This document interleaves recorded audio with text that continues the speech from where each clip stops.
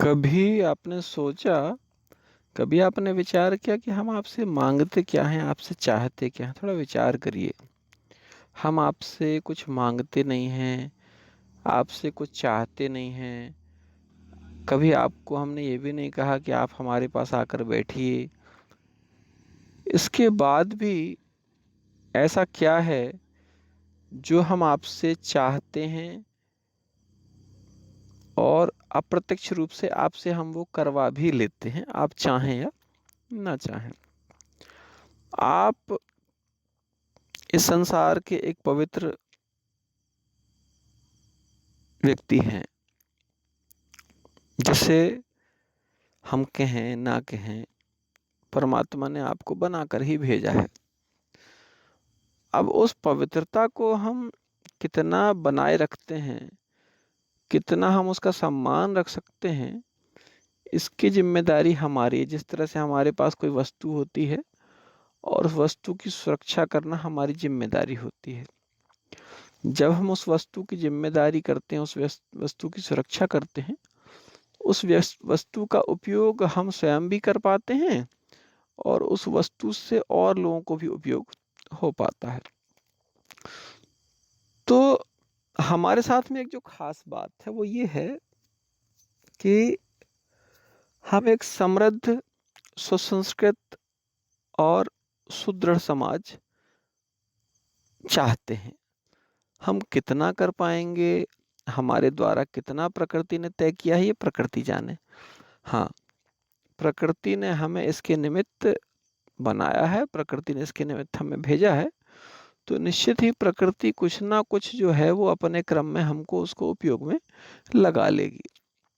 रही बात आपकी, आप हमारे कितने सहयोगी हैं, कितने असहयोगी हैं, इससे कोई बहुत फ़र्क नहीं पड़ता है। क्योंकि यदि प्रकृति ने चाहा है तो ही आप हमारे साथ में हाथ बटा सकते हैं और यदि प्रकृति ने नहीं चाहा है, तो आप इस कार्य में हाथ नहीं बटा पाएँगे। हम ये नहीं कहते हैं कि आप खराब हैं, आप गलत हैं। ये सब चिंतन करने का ना तो हमारे पास में समय है और ना हमारे पास में कोई ऐसा कोई नकारात्मक विचार। हाँ, इतना ज़रूर लगता है कि सकारात्मक लोगों को सकारात्मक काम करने चाहिए, सकारात्मक लोगों को सकारात्मक लोगों के लिए जीना चाहिए। सकारात्मक लोग सकारात्मकता के साथ यदि चलेंगे, तो सकारात्मक ऊर्जा का कहीं न कहीं और ज़्यादा जो है उत्थान होगा। अगर कहीं ये चीज़ उल्टी हो जाती है, सकारात्मकता की कमी आ जाती है, तो फिर निश्चित मानिए कि हम लोग धीरे-धीरे गर्त में ही जा रहे हैं और गर्त में जाने से भी कोई समस्या नहीं है।